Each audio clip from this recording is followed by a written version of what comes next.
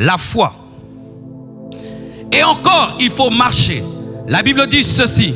À la 4e veille de la nuit, Jésus alla vers eux, marchant sur la mer. Tu peux avoir l'intimité, tu peux prier, tu peux obéir, tu peux avoir la foi. Mais il y a une autre chose que tu dois faire. Tu dois aller et marcher. Parce que Jésus-Christ, au sommet de la montagne, était dans l'intimité. Il était dans la solitude. Il était dans la communion. Il était dans la foi. Mais il devait maintenant agir. Il devait mettre le pied dans l'eau. Il devait aller vers le rivage. Il devait faire sa part. Il faut aller et il faut marcher.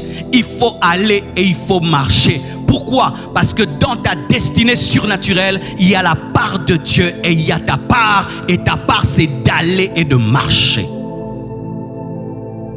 L'eau t'attend. Attends que tu viennes marcher. Mais tu ne vas pas quitter le sommet de la montagne comme Superman et te retrouver sur l'eau. Non, tu dois descendre de la montagne et tu dois marcher vers l'eau pour que tu vives le miracle. Tu dois investir pour vivre la richesse. Tu dois évangéliser pour voir les âmes être guéries. Tu dois imposer les mains pour que les malades soient guéris. Tu dois ouvrir la bouche pour prophétiser. Tu dois investir pour récolter. Il y a ta part. Tu dois étudier pour que Dieu te donne un diplôme.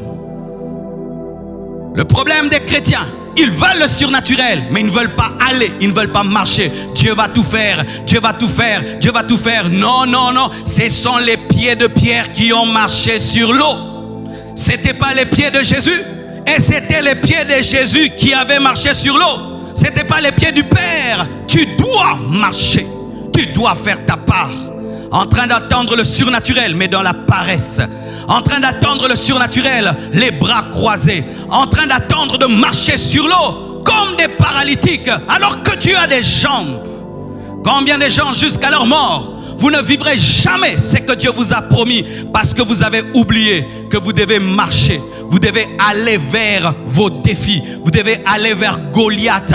Vous devez affronter Goliath. Vous devez tourner Jéricho. Vous devez utiliser vos pieds.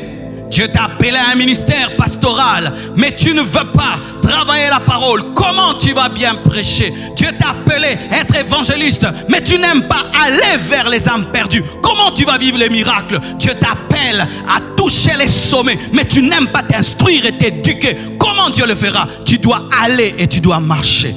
La part de l'homme. Et lorsque tu auras fait toutes ces choses, Dieu maintenant va faire sa part. La part la plus compliquée. La chose la plus difficile, il va changer l'eau en bitume. Il va changer l'eau en goudron. Il va changer l'eau en asphalte. Il va changer l'eau en chemin, en route. Ça, c'est sa part. Nous faisons les choses faciles, mais Dieu fera les choses difficiles. Nous faisons des choses faciles, mais Dieu fera la chose difficile. Fais ta part et Dieu fera la sienne. Fais ta part et Dieu fera la sienne. Tu attends le surnaturel, fais ta part et Dieu accomplira sa part. Alléluia. Les impacts du surnaturel.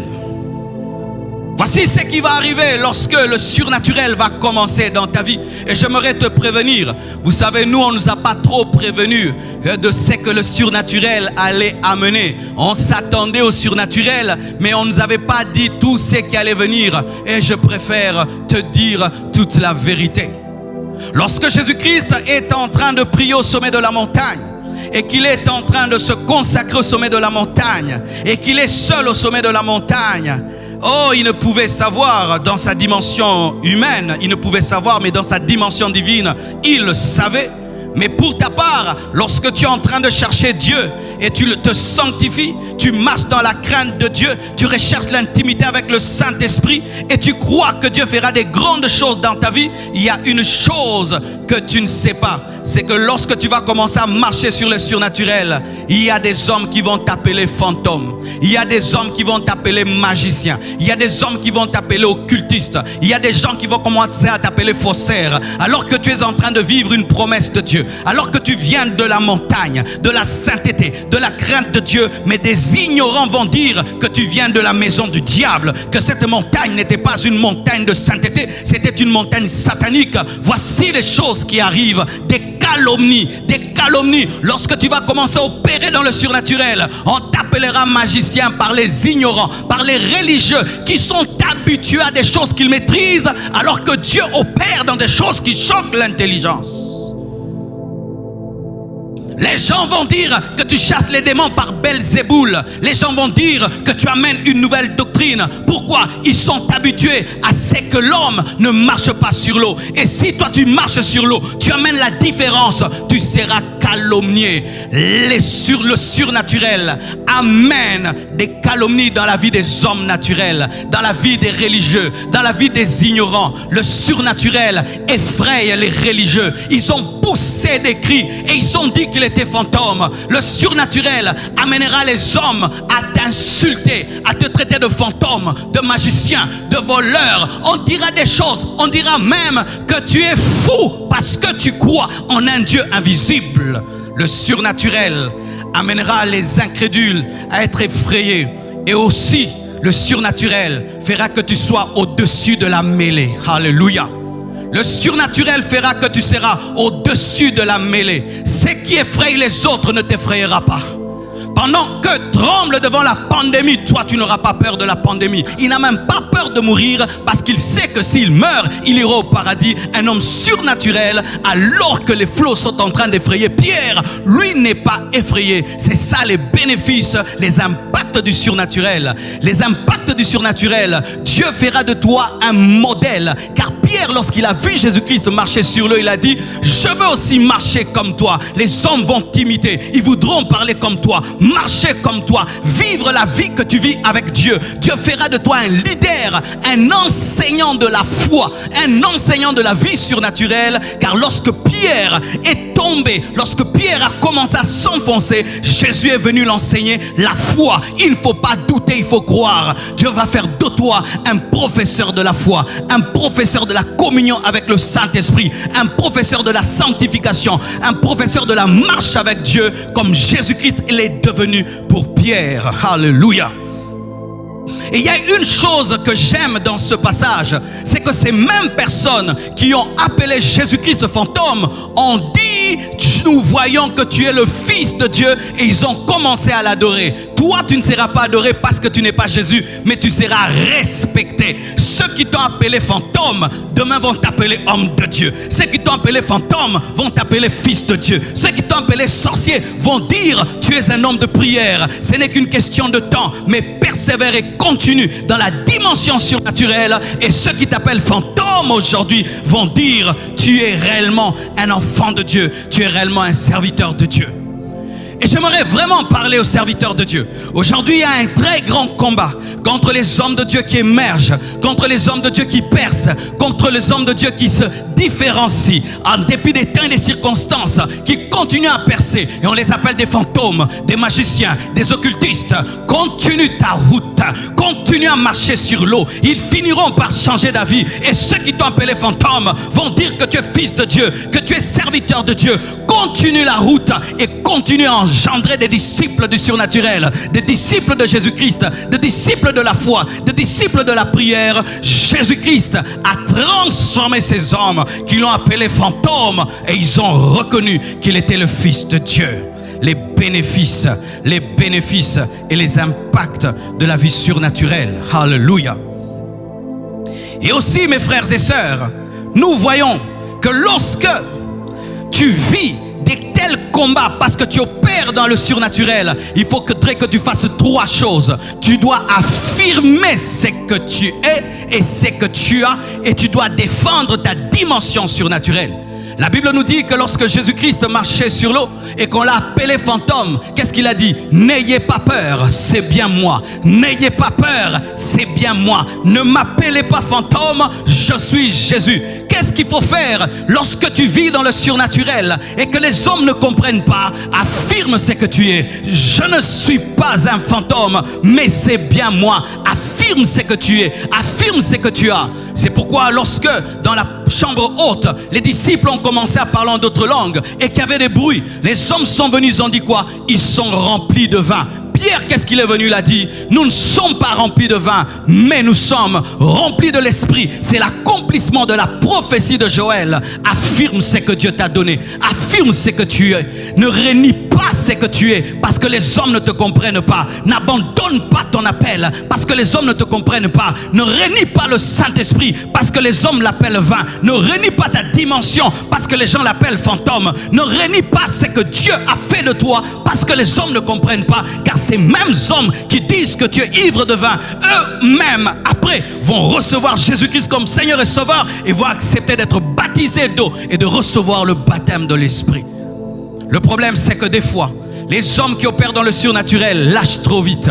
Il suffit qu'il y ait un peu de critique, tu abandonnes. Il suffit qu'on parle du mal de toi, tu abandonnes. Alors que tu sais que toi, tu n'as pas le vin. Tu as le Saint-Esprit. Tu sais que tu n'es pas magicien. Tu es one de Dieu. Tu sais que tu n'es pas un faux. Tu es un vrai. Tu sais que tu es fils de Dieu. Mais tu abandonnes facilement. Pourquoi? Parce que tu laisses les hommes te conditionner au lieu de te connecter à celui que tu as rencontré à la montagne. Alléluia. Affirme ce que tu es en Christ et la dimension surnaturelle que tu as en toi. Car Christ a dit, c'est bien moi, n'ayez pas peur. Alléluia. Et dans Acte 2, versets 15 à 17, la Bible dit, ces gens ne sont pas ivres comme vous le supposez. Les hommes supposent. Pourquoi? Parce que l'intellect de l'homme l'amène toujours à tout expliquer. Et lorsqu'il ne comprend pas une chose, il lui donne un nom. Il voit des gens en train de parler des langues inconnues et puis ils disent, mais comme ce sont des hommes qui n'ont pas étudié, mais comment il dit ça? Ça doit être le vin. Comment un paralytique peut marcher? Ça doit être un faux miracle. Mais comment il ne me connaît pas? Mais il a la révélation de toute ma vie. Hein. C'est sûr qu'on lui a dit ma vie. Mais comment il prie et il devient millionnaire? C'est sûr qu'il a volé. Ce sont les hommes, ils aiment supposer. Ils aiment supposer lorsqu'ils ne comprennent pas. Et ils ont supposé que les disciples étaient remplis de vin, mais Pierre a défendu ce qu'il vivait. Il a dit non, c'est le surnaturel, c'est l'accomplissement d'une prophétie. Alléluia. Défends la dimension surnaturelle que Dieu t'a donnée et continue de marcher sur les eaux. Même si on t'appelle fantôme, continue à croire ce que Dieu t'a dit. Même si les gens te critiquent, continue à confesser ta foi. Même si autour de toi, les gens se moquent de toi. Lorsque l'autre a reçu la révélation de l'arche, on l'a traité de fou par ses contemporains, mais il a continué à bâtir l'arche, continue à construire l'arche, continue à construire l'arche, continue à construire l'arche. Même si on se moque de toi, même si on t'appelle fou, continue à t'appeler Abraham. Même si on dit que tu n'as pas d'enfant, mais tu t'es donné un grand nom, continue. Ce sont les hommes qui continuent de marcher sur l'eau, qui finissent par avoir des disciples du surnaturel. Ce sont les hommes qui continuent à affirmer et à confirmer ce que Dieu leur a donné, qui finissent par être respectés, comme les disciples ont fini par dire à celui qu'ils ont appelé fantôme, tu es bien le Fils de Dieu. Affirme ton identité, affirme ta dimension, affirme la révélation que tu as reçue de Dieu, même si les hommes ne te comprennent pas. En dépit de ce temps où l'homme devient de plus en plus incrédule, athée et pervers, le monde devient de plus en plus pervers. Affirme ton identité, affirme ta communion avec Dieu, affirme ta foi comme Lot l'a fait à Sodome et Gomorrhe. Tout le monde était dans l'homosexualité, tout le monde était pécheur, mais il est resté attaché à l'Éternel, il est resté attaché à sa foi. Continue à être persévérant en ce temps de la fin où les hommes se moquent de la foi, se moquent de Dieu, se moquent de la sanctification. Sois comme Lot, sois comme une île de sainteté, sois comme une île de foi au milieu de ce monde perdu. Continue à marcher sur l'eau, continue de marcher sur l'eau, quel que soit ce que le monde dit. Les hommes qui s'arrêtent finissent par s'enfoncer, mais les hommes qui continuent à marcher finissent par aborder, finissent plutôt par accoster, et on les respecte, on les honore. Va jusqu'au bout. Nous ne sommes pas de ceux qui se relâchent, mais nous sommes de ceux qui persévérons. Nous ne sommes pas de ceux qui abandonnent parce qu'on nous critique, parce qu'on ne comprend pas, mais continue. Ce n'est pas l'homme qui t'a appelé, mais c'est Jésus-Christ qui t'a appelé. Ce n'est pas l'homme qui va te juger au dernier jour, mais c'est Jésus-Christ qui va te juger. Même si les hommes ne comprennent pas ce que tu vis, continue avec Dieu. Alléluia. Et j'aime cette parole dans la Bible. Romains 8, verset 35. La Bible dit, Qui nous séparera de l'amour de Christ? Serait-ce la tribulation, ou l'angoisse, ou la persécution, ou la faim, ou la nudité, ou le péril, ou l'épée? Rien ne nous séparera de l'amour de Dieu. Le monde actuel commence à persécuter l'Église.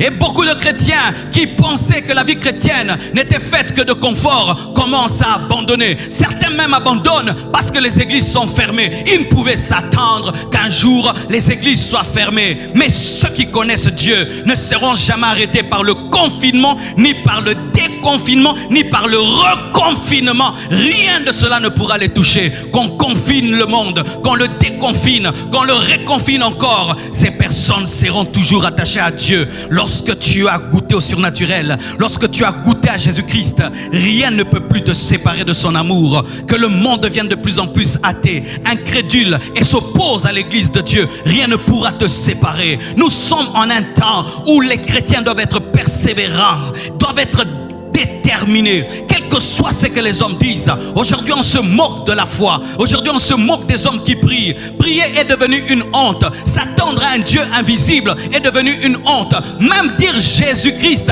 de moins en moins les gens disent Jésus-Christ. On parle de l'univers, on parle d'une puissance, mais dire Jésus-Christ, les hommes ne veulent même plus entendre. Même dans les prédications, parler de Jésus-Christ, mais parle de Jésus-Christ. Alléluia. Un homme qui vit en intimité avec Jésus-Christ est surnaturel. Un homme qui vit en intimité avec le Saint-Esprit est surnaturel. Que les hommes ne t'amènent pas à devenir naturel, à devenir comme eux. Sois comme Lot. Garde ta foi, même si tout le monde est perdu. Sois comme Abraham. Garde ton nom, même si tu n'as pas encore d'enfant. Sois comme Abraham. Garde la promesse de Dieu, même si elle ne s'accomplit pas encore. Et un jour, tu auras Isaac. Un jour, tu auras David. Un jour, tu auras Joseph. Un jour, tu auras Jésus-Christ de Nazareth. Alléluia. Hébreux 10, verset 38 nous dit: et mon juste vivra par la foi. Mais s'il se retire, mon âme ne prendra pas plaisir en lui. Lorsque Pierre a perdu la foi, il a commencé à sombrer. C'est la foi qui te permet de marcher sur les eaux. C'est la foi qui te permet de marcher avec Dieu. C'est la foi qui te permet d'opérer dans l'impossible. C'est la foi qui te permet de dominer tes défis, de vaincre les puissants des ténèbres. Mais une fois que le juste se retire de la foi, l'âme de Dieu ne prend plus plaisir en lui. Le maquillage spirituel que nous devons présenter devant Dieu, c'est la foi. La foi, c'est notre beauté spirituelle. Une fois que l'Église perd la foi dans l'invisible, la foi dans le surnaturel, c'est une Église que Dieu n'aime pas. Quelles que soient les avancées technologiques, nous devons rester bibliques et continuer à croire en la guérison par l'imposition des mains. Quelles que soient les prouesses de la médecine actuelle, l'Église doit continuer à croire que Dieu aussi guérit les malades. Mais aujourd'hui, nous avons des chrétiens qui croient plus en la médecine, plus aux médecins qu'en la puissance de Dieu. Nous devons demeurer dans la foi, car il y a des maladies que les médecins ne guériront pas. Il y a des problèmes que l'homme ne pourra résoudre, que le gouvernement ne peut résoudre, que les scientifiques ne pourront résoudre, mais que seul Jésus-Christ de Nazareth peut résoudre. Nous devons garder la foi dans le surnaturel. Nous ne sommes pas de ceux qui se retirent pour se perdre, mais de ceux qui ont la foi pour sauver leur âme. La Bible dit: celui qui persévérera jusqu'à la fin sera sauvé. C'est bien de croire en Jésus-Christ et de marcher avec un Dieu invisible. Tu l'as donné ta vie et tu as abandonné des choses que tu vois pour quelqu'un que tu ne vois pas. C'est extraordinaire qu'un jour tu aies tout abandonné pour celui que tu ne vois pas. Mais si tu ne persévères pas, si tu ne continues pas, si tu abandonnes, parce que le mystère de l'iniquité est en train de croître, parce que le péché est en train de croître, parce que l'incrédulité est en train de croître, parce qu'on se moque de toi, parce qu'on t'appelle fantôme, ce sera comme si tu n'as jamais marché sur l'eau. Alléluia. Imaginez, mes frères et sœurs, si jamais Pierre n'était ressorti de l'eau et que Jésus-Christ ne l'avait pas sauvé, qui aurait raconté quand même cette prouesse qu'il avait faite que de marcher sur l'eau? Et si tu commences avec Christ et tu crois dans le surnaturel, tu crois en un Dieu invisible, tu crois au Saint-Esprit, tu crois en la vie éternelle, mais un jour tu abandonnes, ce sera comme si tu n'as jamais cru. J'aimerais parler à tous les chrétiens qui, en ce temps de la fin, sont en train d'abandonner la foi. de retourner dans le monde, de retourner dans la raison, de retourner dans l'incrédulité, de retourner dans le doute, alors que vous aviez eu la foi. Mais aujourd'hui, vous êtes dans le doute à cause de tous les morts, à cause de cette pandémie, à cause de la situation actuelle du monde. Vous avez perdu la foi. Relevez-vous et la main de Jésus-Christ est toujours disponible comme elle a été pour Pierre. Oh, vous tous qui avez été déchus de votre foi et vous êtes en train de sombrer, ton entreprise a fermé. On a chassé ton père du travail, on a chassé ton mari du travail. Il n'y a plus les mêmes entrées. Toi qui étais un homme de foi, une femme de foi, tu commences à douter. Comment je vais nourrir mes enfants? Comment je vais finir je vais nouer les 2 bouts du mois? Comment je vais faire? Toi qui étais un homme de foi, aujourd'hui tu ne crois plus parce que ta foi était dans ton patron, ta foi était dans ton entreprise, ta foi était dans tes projets, ta foi n'était pas en Dieu. Relève-toi et marche à nouveau sur les eaux. Mes frères et sœurs, en ce temps de la fin, c'est un temps des persévérants. Soyez inébranlables, soyez déterminés. On insulte, tu continues à marcher sur l'eau. On calomnie, tu continues à marcher. On continue à t'insulter, tu continues à marcher. Ils arrêtent d'insulter, tu continues à marcher. On diffame, tu continues à marcher. On t'appelle fantôme, tu continues à marcher. On dit fils de Dieu, tu continues à marcher jusqu'à ce que tu atteindras la nouvelle Jérusalem céleste, jusqu'à ta mort, jusqu'à l'enlèvement. Persévère, va jusqu'au bout. Mes frères et sœurs, le Seigneur, alors que je préparais ce message, m'a dit: encourage mon peuple à continuer, à persévérer, car plusieurs, à cause des souffrances, à cause du monde actuel, à cause de la situation présente, sont en train de relâcher dans leur sanctification, dans leur foi et dans leur communion avec Dieu. Mais nous ne sommes pas de ceux qui se relâchent, mais nous sommes de ceux qui persévèrent pour sauver leur âme. Celui qui persévérera jusqu'à la fin sera sauvé. Ainsi, je termine mon intervention en parlant à tous les chrétiens qui ont rétrogradé pendant ces temps de confinement, pendant ce temps de pandémie, parce qu'il n'y avait plus de culte à l'église, parce qu'il n'y avait plus moyen de rencontrer le pasteur. Répentez-vous. Vous n'avez pas reçu l'église comme Seigneur et Sauveur. Vous n'avez pas reçu vos pasteurs comme Seigneur et Sauveur. Vous avez reçu Jésus-Christ. Et Jésus-Christ n'est pas confiné. Jésus-Christ est toujours disponible. Mais vous êtes éloigné de Dieu à cause du coronavirus. Vous êtes éloigné de Dieu à cause du confinement, à cause de la fermeture des églises. Vous avez arrêté de prier. Vous avez arrêté d'adorer. Vous avez arrêté de servir Dieu alors qu'il est présent dans vos maisons. Répentez-vous, répentez-vous. Et ce n'est pas une raison que vous présentez: je suis devenu faible parce que je ne vais plus à l'église, je suis devenu faible parce que je ne vois plus mon pasteur, je suis devenu faible parce que je n'ai plus de communion fraternelle. Non, non. Si tu es un homme qui est capable d'être seul à la montagne, même si on ferme les églises, tu vas tenir. Cette situation révèle que tu n'as jamais été un chrétien enraciné. Oui, vous qui avez rétrogradé à cause du confinement, à cause de la fermeture des églises, en soi cela est révélateur du fait que vous avez été toujours des chrétiens superficiels. Un chrétien qui était persévérant dans la parole, dans la sainteté avant le confinement, tiendra. Mais si tu étais dépendant de l'église, dépendant des frères et sœurs, dépendant de la communion fraternelle, cela a révélé que tu étais fragile. Répands-toi et reviens à Dieu, car nous sommes appelés, pas seulement à croire, mais appelés à continuer, à persévérer jusqu'à notre mort. Le surnaturel de Dieu t'apportera la bénédiction. Le surnaturel de Dieu t'apportera des combats. Mais toi, fais ceci. Continue, persévère, va jusqu'au bout. Que Dieu te bénisse abondamment. Alléluia. Nous allons prier le Seigneur et je vous prie partout où vous êtes. Tu vas entrer en toi-même et pose-toi cette question. Tu veux le surnaturel? Est-ce que tu as une intimité avec Jésus-Christ? Il faut la solitude. Tu veux le surnaturel?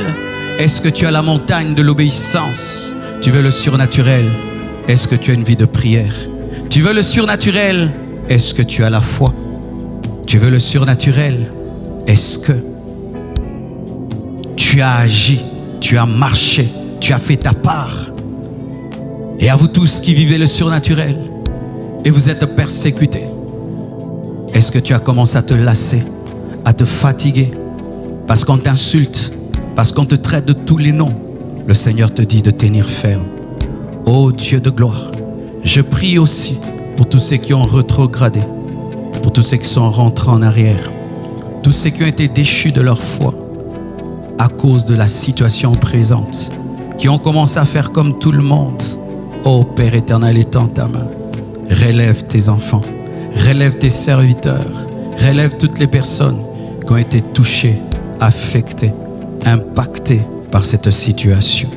Je demande, Père éternel, un regain de foi, un regain de prière et d'adoration par le Saint-Esprit.